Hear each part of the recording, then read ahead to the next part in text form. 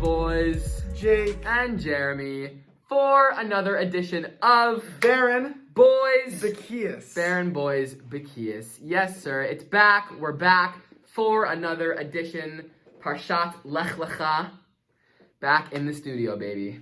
Thanks for all the views on the last podcast. Last one went crazy. Crazy. We love our fans. We do this for you guys. Thank you for all the views. We want you guys to learn. This is not about us. This is about you guys. We introduced ourselves in the last video, so if you don't know who we are, go check that out. But because you do, we're going to hop right in. And so without further ado, the Aliyah connoisseur, Yaakov Aharon. Thank you. All right, in the first Aliyah, we have the famous Lech Lecha me'artzecha, where God commands Avram to leave his father's house and go to the land of Canaan. Without any reasoning, just go. Wow. The first ever case of a Jew making Aliyah. Shout out to those Aliyah people. The Morgans. Maya Teller. Eric. Yes, sir. Yes, sir. Avram takes his wife Sarai and his cousin Lot. They arrive in Canaan, but soon after there's a famine, so they have to go down into Egypt. Mans is hungry. Man's starving. And then we get into the second Aliyah. All right. So, in the second Aliyah, on their way down to Egypt, Abraham tells his wife Sarai that when they arrive, she is not to present herself as his wife, but as his sister. The reason for this is because back in the olden days, when a king of Egypt wanted a woman, he got that woman by whatever means necessary, including killing her husband. So Abraham did not want to die and said, "Tell them that you are my sister." So they get to Egypt, and as you may have predicted, Sarai is taken captive by Paro. Now, as a result, God strikes Paro and all the members of his house with a plague, and he realizes this and quickly gives back Sarai to Avram. And after this, Paro gives Avram and Sarai many gifts, lots of riches, and has them escorted nicely out of the land and back to Canaan. In the third Aliyah, Lot, who had been with Avram and Sarai the whole time, becomes very rich. His shepherds get into an argument with Avram's shepherds. There's some bad blood. Oh boy. And they split. Lot takes... It's sheep, that's the joke. Yes, sheep. we get Sheep. sheep. Bad. Right. They split. Lot goes to Sodom and takes the shepherds there, and they chill there for now. After Lot leaves, God comes to Avram and says that his descendants will get the land of Israel, land of Canaan, and he promises him to have many children, many descendants, like the dust of the earth. Wow. That's a lot, just if you were a lot wondering. of children. So in the fourth Aliyah, we go down to South Canaan, where there is a war involving many kings, 4 versus 5 kings, an iconic battle early in the Torah, one of the firsts, right? So after the war, the winning kings end up going down to Sodom, taking Sodom captive, and with them, taking Lot and holding Lot captive.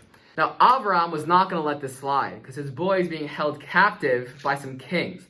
So Abraham goes down there and pulls up and releases all the captives, gets his cousin Lot back, and returns all the spoils to the people, saving the day like Avram does. Fifth Aliyah, the king comes to Avram and says, "You're the one who saved us. Please take the spoils." Now, Avram comes back and says, quote, "What's the point of inheriting? I have no heir." So God comes right to Avram and says, "You will indeed have a child." And then after that, even more so, he assures him that his descendants will be like the stars of the heaven. Not only will he have a child, but he will have descendants, many. Speaking of stars, We're not talking about the Beren stars.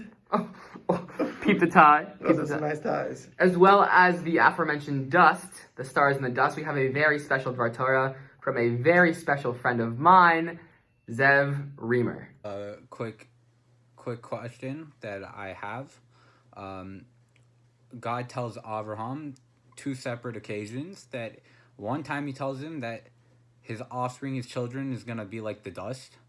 And on a separate occasion, he tells him it's going to be like the stars. So the question is, why does God need to tell him twice? So Rav Kook has an interesting answer to this, and that I really, really liked. And he said the stars. You look at the stars, and each kid, each member of Bnei Israel will be unique, and they'll be their own separate star. They'll be their own separate individual, which is very nice. And when you look at the dust, you see a tight-knit community. So it's saying that you're gonna get you're gonna get a little bit of the uniqueness and the community that holds us together, which is a very, very nice thought, and I thought would hold our Shabbos together very nicely. Yishar Koach. Thank you, Zev. The baller from Cali, Zev Reamer. Thank you, my boy. Yes, sir. And now, continuing with the Aliyah. So, in the sixth Aliyah, we have the iconic Brit Ben HaBetarim, a pact made between God and Avram, where he requests a sign from God. He says, God, prove to me, I don't understand, prove to me that I'm going to have many descendants like you promised. They make a Brit. They cut in half many different animals. They spread them around and they walk through these animals, making a pact in that moment. God tells Avram that although he will have many descendants, they're going to be exiled for 400 years, a story we know well, the Pesach story. But when they leave, they're going to be rolling in the dough. So not to worry. And on top of that, God will punish any of the nations that enslave the Jews. Now, Avram is still childless at this point, so what does he do? He brings in Hagar to have children. Now, Hagar conceives a child, and at that point, her and Sarai start, arguing with each other. Some bad blood. There's some beef for sure. There's some beef, right? Because she's like, yo, I can have kids. You can't. What's good? And so, Sarai responds with a lot of anger, and essentially convinces Avram to kick her out of the house. So Hagar flees from the house. Now, on her way out, an angel stops her and says, Hagar, where do you think you're going? You are going to have a son, and he's going to be the leader of a great nation. Turn around and go back. So she listens to the angel. She turns around, goes back to the house. And at this point, Avram's name changed to the one that we know more well, Avraham, adding the hey, signifying his connection with Hashem. Yes, sir. In the seventh Aliyah, we have God seals this covenant that he'll have many descendants, and he seals it with something called a Brit Milah, which us boys know pretty well. He also changes Sarai's name to Sarah, adding the same hey for Hashem's name. Sarai also finds out that she's going to give birth to a son, who we know is the famous forefather Yitzchak. What a guy. Avraham has a Brit Milah at the age of 99 years old. And 99 years. It's never too late, boys. It's never too late. Never too late. Never too late. And his whole house does as well. Okay, so that is a wrap of Parshat Lech Lecha. We got some moving, some famine, some kids, some kidnapping, some sheep. Crazy Parsha. Some Brit Milahs. Some Brit Milahs, yeah. Okay, now, as you guys know, we move on to the Daf Yomi Summary. So we're going to read off a list of topics and then kind of recap for you guys what it is that we're talking about overall. Okay, so we're in Eruvin still. Eruvin 78 through 84 are the pages for this week, and the topics include a wall between three chatzerot. Is a ladder memait? What is memait? A dish between two chatzerot. When is dirt batel? Straw mechitza. Teaching of the elders of Pumbedita. Taking eruv without permission. Adding to an eruv. What can be used for an eruv? Paying one to be me'arev for him. And also, Parak 8 begins with discussing Ketzad Mishtafin. Okay, so a new chapter, right. So for those of you who don't know the topics that we're talking about, it's still a lot of property laws that deals with eruvs and ladders and terraces. Just a lot of domain and property laws that we're discussing this week in the Daf Yomi. Very interesting stuff. Go check it out. In the Gemara. Okay, so that's the Daf Yomi update. And now to some of your guys' favorite segment, the sports updates for the week. Number 1, Congratulations to the Los Angeles Dodgers, who took a dub this week Congrats, against the congrats. Rays, winning 4-2 in that series and taking home the World Series championship trophy. There was a questionable pull of pitcher Blake Snell, who I think would have won the World Series for them. Great They won Shyla, that game. but we'll never know. In the NFL, now to football, the Steelers are the last team in the league remaining 6-0 after their win this past week. The Falcons had a game-losing touchdown, which is crazy, against the Detroit Lions. Yes, sir. Cam Newton was benched this week after much talk and hype before the season. A sad day for him. Elsewhere in the country, the Cardinals played the Seahawks, a great game. If you didn't see the highlights, go check it out. DK Metcalf with one of the craziest runs we've ever seen from a man. Probably a god, probably a robot. Most likely. We'll never know. We'll never know. OBJ, Odell Beckham Jr., is out for the season. Prayers up to him. This week, Jake and I are playing each other in fantasy football. Obviously, I'm going to win, but in the case that... Obviously, I'm going to catch a dub. Right, but we'll update you guys on the outcome of that game next week. In college football, University of Michigan, my squad took a dub this week against Minnesota. Go Blue, baby. Okay, so some really interesting and cool sports updates from you boys. A lot happening in the sports world this week. And now, as you guys know, we finish with a Dvar Torah, some words of wisdom from the Parsha this week. And for that, your boy.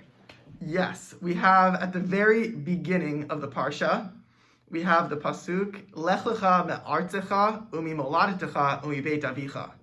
The question is, if we already have leave from your land, why would we need from your birthplace and from the house of your father? That just seems repetitive from your land.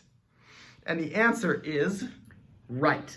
So, right, we have me'artzecha. God could just say me'artzecha. Why say mimoladecha and mibeit avicha? And the answer is because this journey that Avraham is taking is not just a physical one in which he's walking on 2 feet, but a spiritual one. Right? What Avraham is leaving behind is not just his home, but is his evil inclinations, the horrible environment from his father that he's leaving behind him. That's me'artzecha. But, as we know, that it's more complex than just your hometown inclinations. What we have here is a dichotomy between mimoladetcha, from your birthplace, umibeit avicha, and from your father's house. And the difference lies in nature versus nurture. Mimoladetcha is your birthplace. It's your nature. It's where you come from, right? Avraham didn't come from a very spiritual place. He had to find God from within the rubble. And so mimoladetcha, leave behind your birthplace. Leave behind the place where there's not a conducive environment for spirituality. Umibeit avicha is the nurture. Leave behind that environment where you're groomed to not be a Jew, groomed to not be a spiritual individual. So what God is saying, Lech Lecha me'artzecha, leave your land. But what is that land? Mimoladetcha, from your birthplace, from your natural state in which it was a bad environment. Mibeit avicha, and from the nurture, from the house in which you were instructed on how to do the wrong thing, on how to not follow God. And so what it's showing us is that Avraham is going on so much more than just a physical journey here, but a spiritual one. This teaches us that we have to be like Avraham and take our own leap of faith like he did. We have to, whatever we want to do, whatever we pursue, we have to grow and go out of our comfort zone in order to develop our character and to develop everything about ourselves. Don't look back. Right. So I personally believe that when you're the most vulnerable, that is when you have the most opportunity for change. Because when you're jumping off that cliff and you don't know whether or not there's a safety net at the bottom, what's going through your mind is what is closest to you. And so when you put yourself in an uncomfortable situation, when you're vulnerable, when you're falling and you don't know what's going to happen, you have to look inside yourself and realize, what do I prioritize in my life? What do I care about? Where am I spiritually? Where's my connection with God? And so Avraham leaves behind everything he knows, artzecha, moladecha, beit avicha, and makes himself vulnerable. He takes a leap of faith into God's arms and says, God, take me away, I'll never look back. Puts himself in an uncomfortable situation to look inside himself, develop his character, develop his connection with God, and ultimately grow as a human being and become the Abraham that we know today.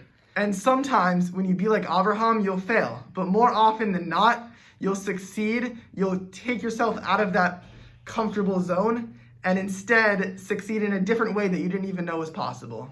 Take yourself out of your comfort zone, push yourself, take that leap of faith, and reap the benefits of your actions. Shabbat Shalom. Thank you for listening. Thank you so much. We love you for all. watching. And until next week, Beren boys, Bekius. Peace.